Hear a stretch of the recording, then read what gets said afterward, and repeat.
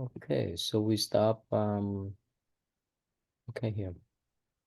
Yeah, you may hear the esoteric method. Yeah, we may hear of the esoteric methods from Buddha's countless others. But if you cannot eradicate desire to hear much causes error, uh, so we can, what would I say, if even we can hear all kind of esoteric method, right? From countless Buddhas, right? But if we cannot eradicate desire, so to hear those type of esoteric methods is still cause the error. Um, so again, that's understandable, right? Right, because Yes. as long as we have the desire, right, the craving, no matter what type of dharma we learn, we study, it's still impure. It's like if our cup is dirty, no matter what kind of drink we pour into, right? Whether it's juice, the milk, and so forth, it become dirty, right? So there is a mind. If a mind could not be settled down, if we have all kind of craving, whichever thing we learn, it become impure. Mm, yeah. So, uh, so if that's the case, so how could we learn then? How could we learn the Buddha teaching, Buddha scripture? If Buddha say that if a mind is so impure, whichever teaching we learn from him, it become impure teaching too. Hmm.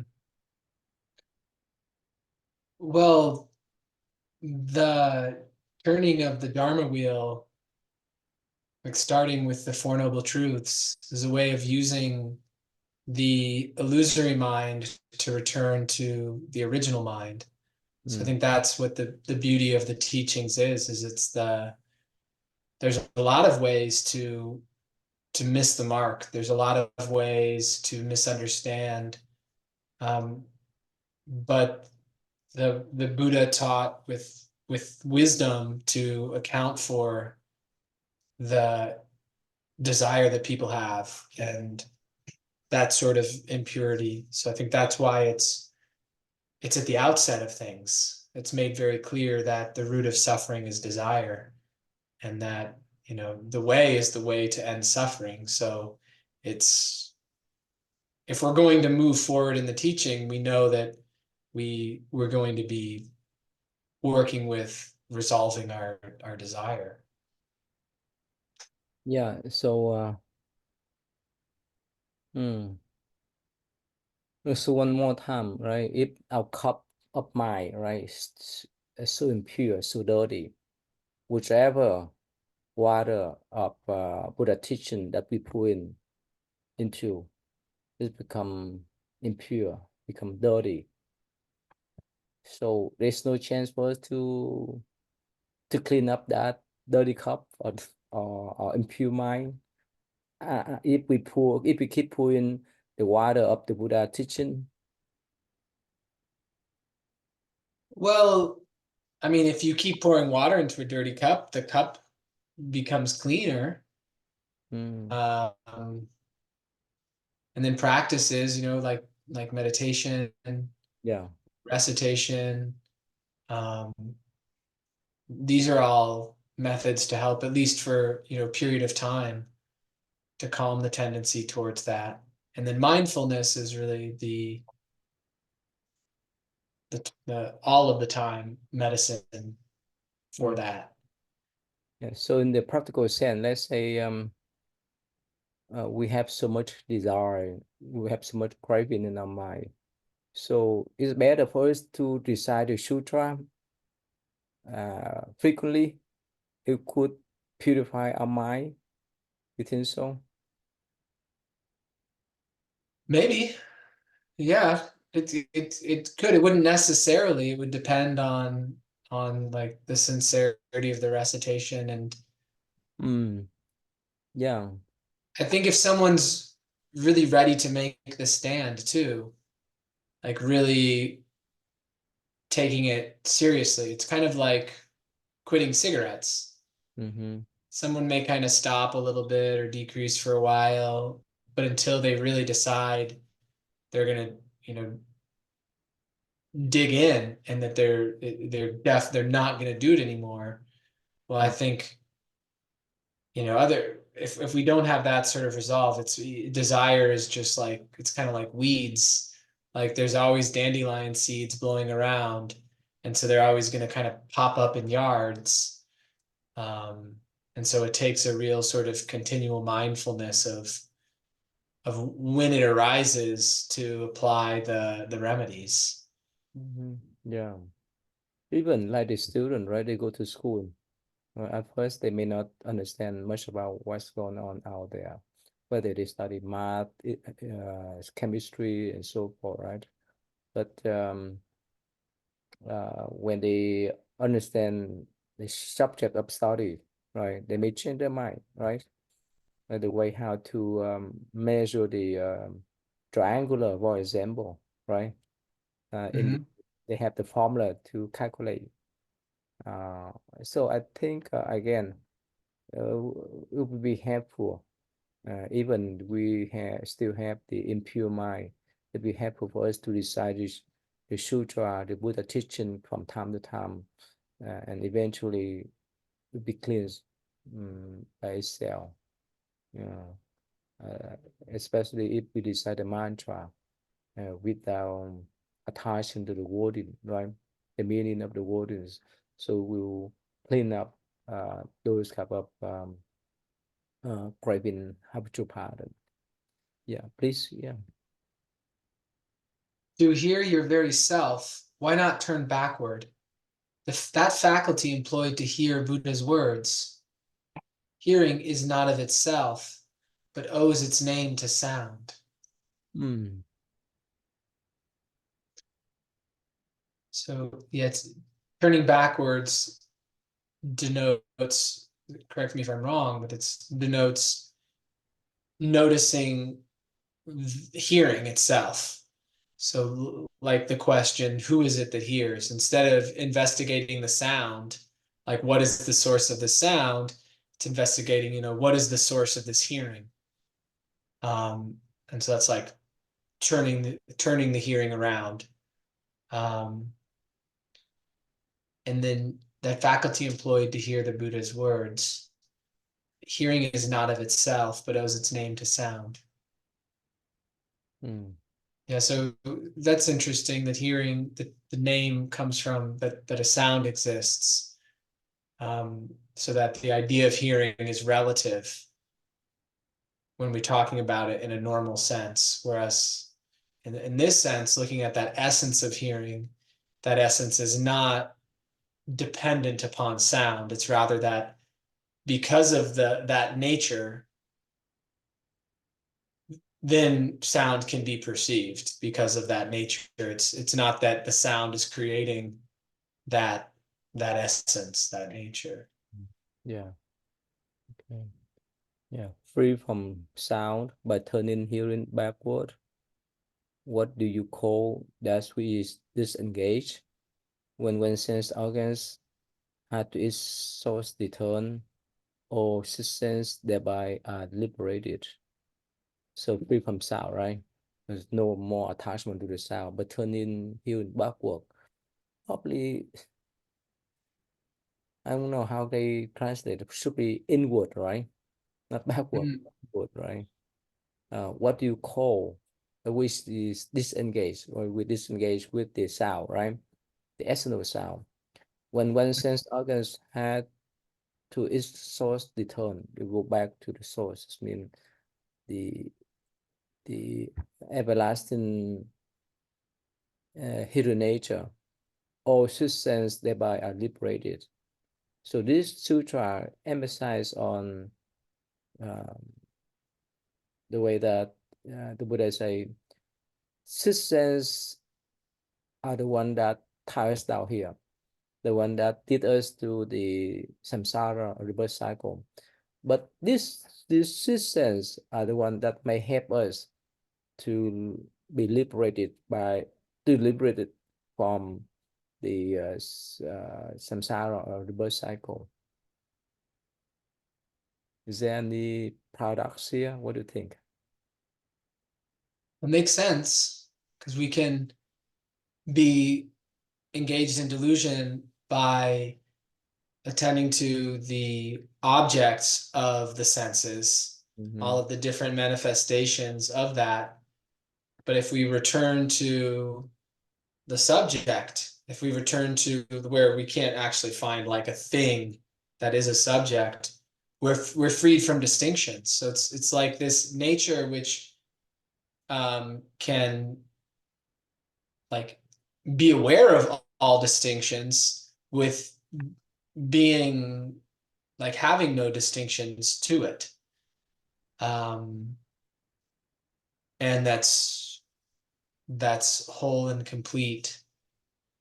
So I mean, on the face of it, it could look like a paradox, but considering the teaching, it makes sense how if we pursue appearances, then we're going to overlook this primal source that allows all appearances to be there.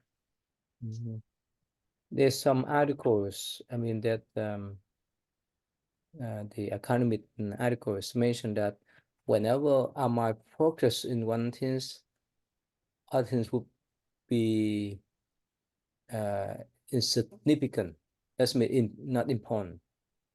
So let's say if we have attachment to our smell, our taste, for example, but when we pay attention on our, let's say, hearing nature, right, regardless of the sound, we know that whether there's some people talking, there's some crowd running around and so forth, we recognize, oh, those are the external sound, but we have the ability to hear those sounds. That means our hearing nature.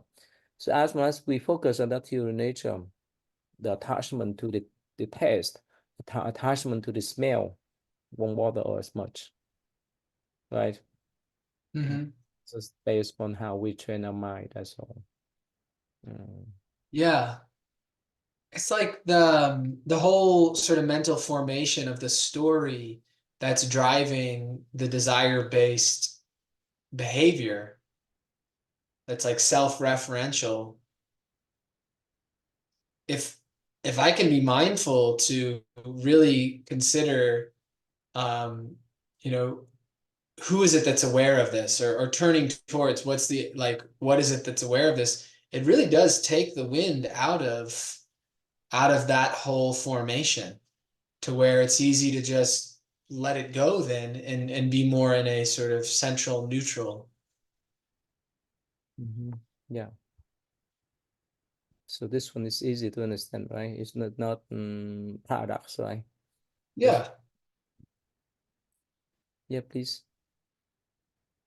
Seeing and hearing are like optical illusions, just as all three worlds resemble flowers in the sky. With hearing disengaged, the illusory organ vanishes. With objects eradicated, perfectly pure is Bodhi. In utter purity, the bright light pervades all, with its shining stillness enfolding the great void. So, reinforcing the idea that focusing on the objects of the senses can lead to delusion, because seeing and hearing, they're like optical illusions. Because these things that we see or that we hear, we're not generally experiencing them in their true nature of the impermanence of them, and we're also missing the true nature of self too in that experience, because it seems like when we're engaged with paying attention to our senses, it reinforces this idea of an individual self separate from other. So reinforces this illusion. So just as all three worlds resemble flowers in the sky. And I'm trying to remember what the three worlds are. The design RAM, the form RAM, and the formless RAM. Oh, okay. Okay, I'm familiar with those. Yes. Okay. So the flowers in the sky, that's like when you stare at the sky, like you stare at something like the sky that's blank too long, and you can begin to see different sort of images where it's just strain on your vision that's causing you to see things that aren't really there. And so they're saying that even, the things that we see are like that too, in the sense that they're misleading. Like the way that we understand them and we think about them is it reinforces illusion. But with hearing disengaged, the illusory organ vanishes. So like our the actual thing here doesn't vanish, but if the conception of hearing falls away, like all conception falls away, where there's not an idea of self or other, there's not an idea of sound or silence.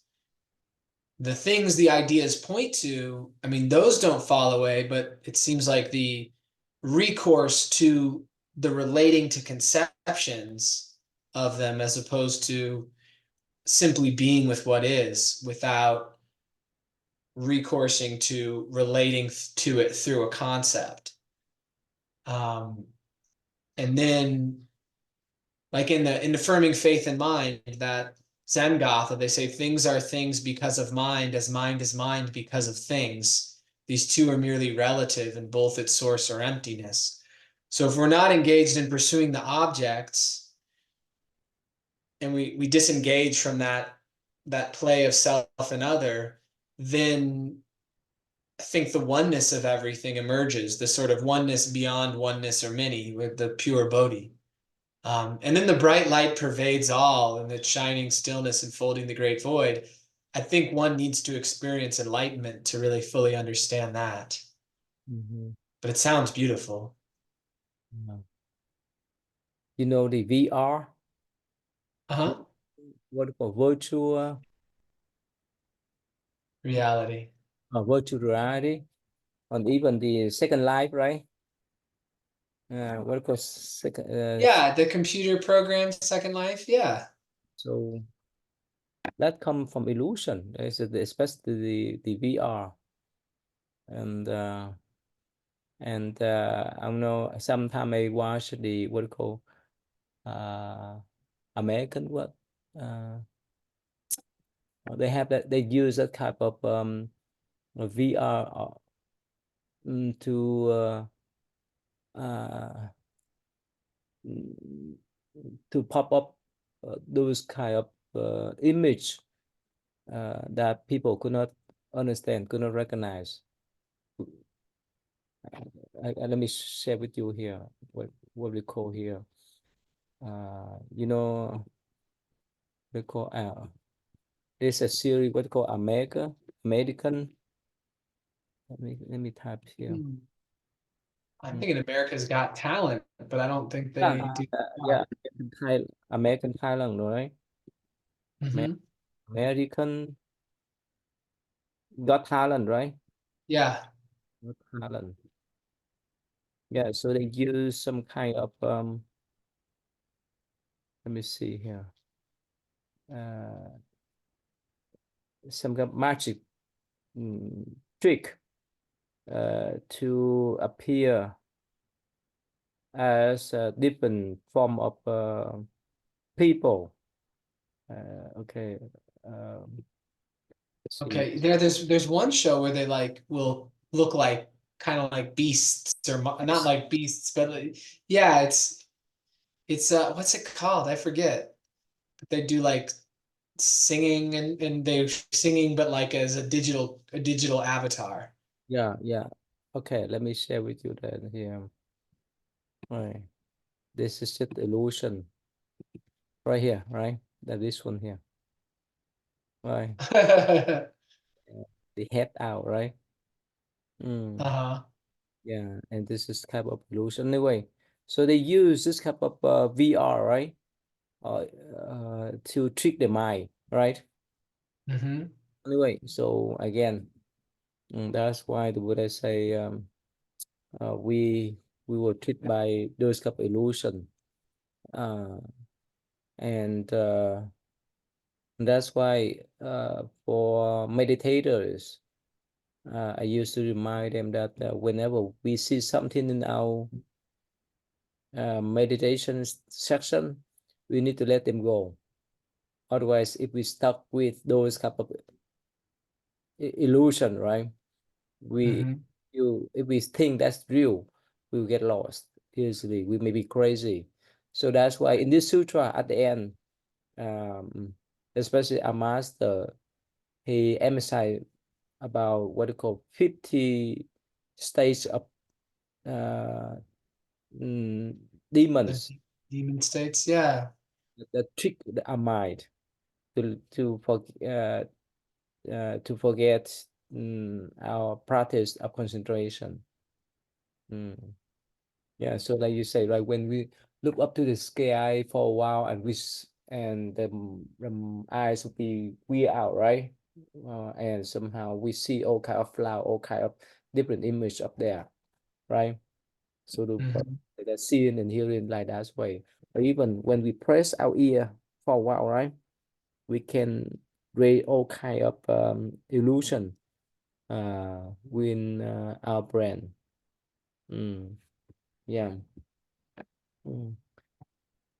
So I don't know whether I told you a story that one of our master student, he was a monk in Hong Kong, so he recited Buddha names uh, for so many years days, so the practice what you call the samadhi of reciting the Buddha names, so they supposed to stand up for 90 days. You know what that practice? Mm-hmm. So they make the rail, okay, and they put the hand, put both hand on the rail. So they stand for 90 days to recite the Buddha names, recite Namo Amitabha Buddha names for 90 days. Just hold their hand to keep the balance with the two rail. You know what? You follow me? Mm-hmm. So Yeah. so one of our um, master disciple in Hong Kong, he practiced that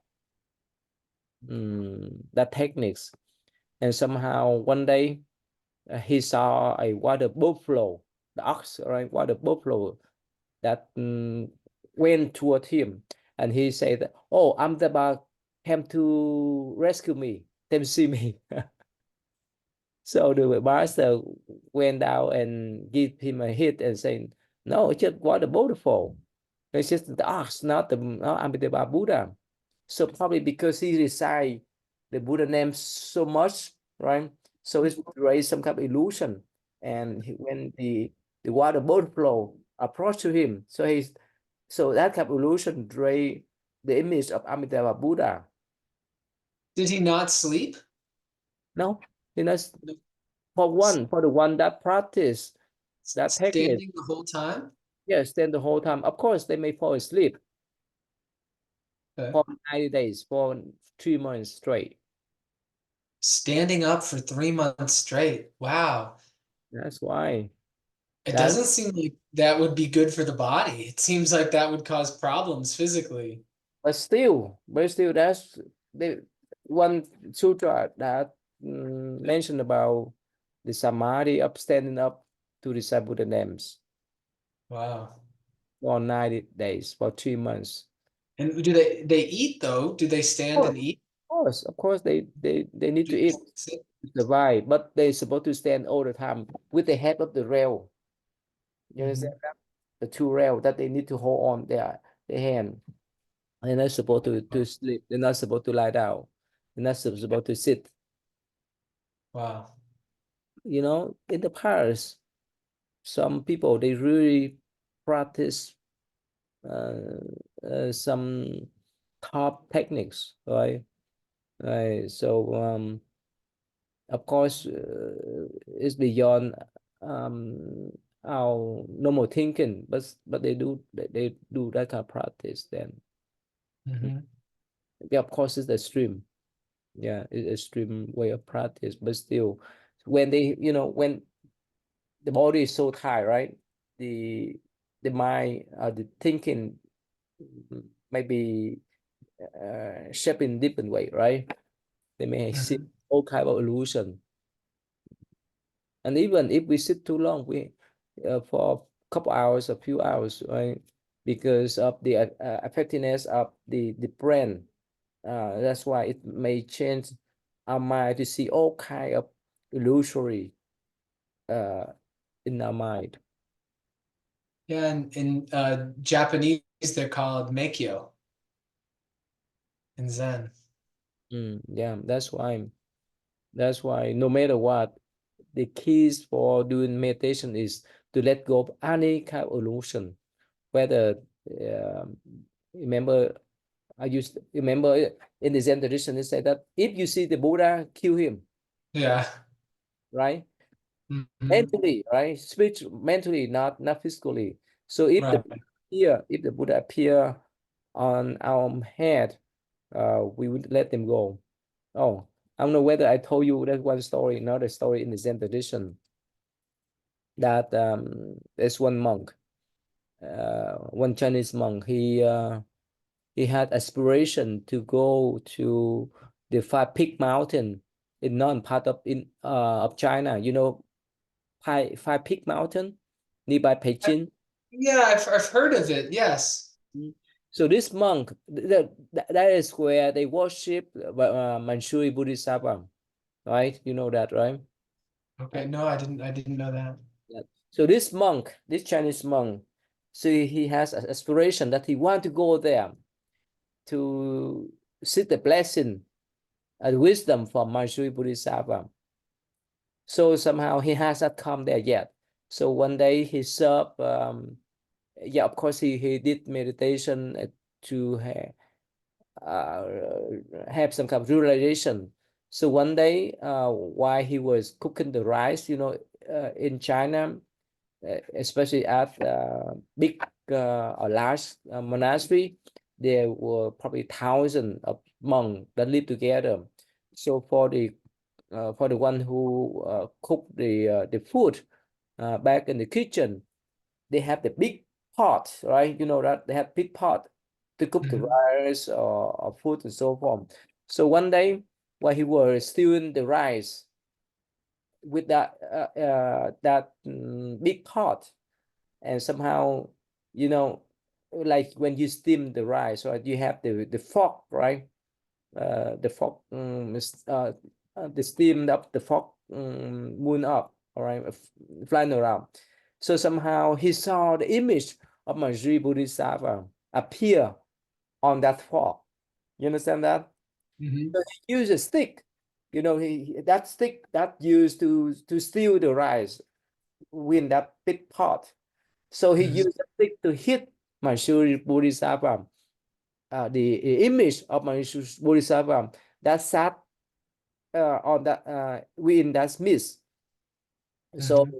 somehow he hear the sound that before you have aspiration to visit me at the Five Peak Mountain. So why do you hit me now?